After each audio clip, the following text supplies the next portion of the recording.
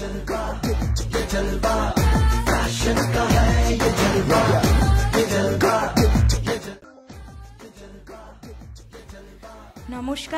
আমি উষা দাস কলকাতা থেকে এসেছি। আমি পেশায় একজন সিভিল ইঞ্জিনিয়ার। Thank you. পুরনো বছরকে আমরা প্রায় শেষে ফেলে এসেছি, সামনেই নতুন বছর। আশা করি যে সবার নতুন বছর খুব ভালো কাটুক। পুরনো বছরের যে ভাবনাগুলো আমরা করতে পারিনি সেগুলো যেন নতুন বছরে সবার ইচ্ছেগুলো পূরণ হোক, এটাই প্রার্থনা করি ঈশ্বরের কাছে। সবার নতুন বছর খুব ভালো কাটুক।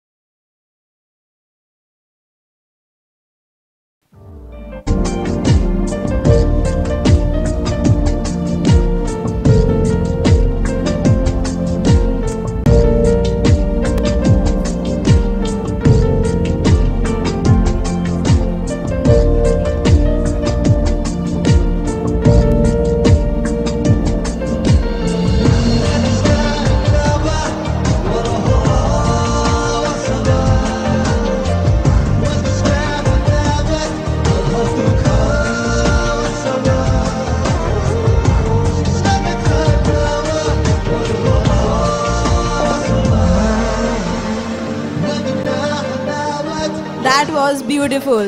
How would you see yourself in next 5 years? Thank you for the question. আমি বাংলায় উত্তর দিচ্ছি। আমি মনে করি যে এখন প্রতিটা মানুষ বা আমি যেই কন্ডিশনে আছি সেখান থেকে অবশ্যই যেন আরও বেটার অ্যান্ড বেস্ট কন্ডিশনে যাই। আমি এখন যে সিচুয়েশন ফেস করছি সেই সিচুয়েশনগুলো যেন 5 বছর পর না থাকে। আর যদি ঈশ্বরের আশীর্বাদে যদি গরিব মানুষদের জন্য কিছু করতে পারি তাহলে এটা আমার একটা ড্রিম যে 5 বছর পর বা যত দিনই হোক আমি যেন মানুষকে অনেক ভালোবাসতে পারি এবং সেবা করতে পারি। এটাই আমার 5 বছরের জন্য কি দীর্ঘ লাইফের জন্য আমি চাই।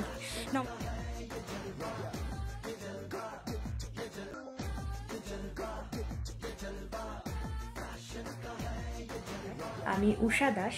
আমি হিডেন আইডলের মডেলিং শোয়ের একজন পার্টিসিপেন্ট। পেশায় একজন সিভিল ইঞ্জিনিয়ার হওয়া সত্ত্বেও এই রঙিন জগৎটা আমার একটা প্যাশন। আমার ভীষণ ভালো লাগে, সেই জন্যই এই প্ল্যাটফর্মে আসা। এবং হিডেন আইডলকে অনেক ধন্যবাদ আমাকে শর্টলিস্টেড করে এই সুযোগটা করে দেওয়ার জন্য। একটা কথা বলার বাকি থাকে না, সেটা হচ্ছে আমার সোসাইটিতে বা পরিবারের অনেকজনের ধারণা যে মডেলিং শো মানেই হয়তো ওয়েস্টার্ন ড্রেস পরে বা বোল্ড ড্রেস পরে এই শোগুলো অ্যারেঞ্জ করা হয়। কিন্তু হিডেন আইডল প্ল্যাটফর্ম দেখিয়ে দিয়েছে যে ইন্ডিয়ান ড্রেসেও শাড়ি পরে কী সুন্দর একটা মডেলিং শো অ্যারেঞ্জ করা যায়। এবং শুধু আমি কেন, ওখানে কত ডক্টর, কত সাইকিয়াট্রিস্ট, ইভেন উকিল, আমি একজন ইঞ্জিনিয়ার, সবাই এখানে পার্টিসিপেট করে এত এক্সপিরিয়েন্স গ্যাদার করেছি যে ভীষণ ভালো লেগেছে। একটা নতুন জগৎ আমি সেখানে যেন দেখতে পেলাম।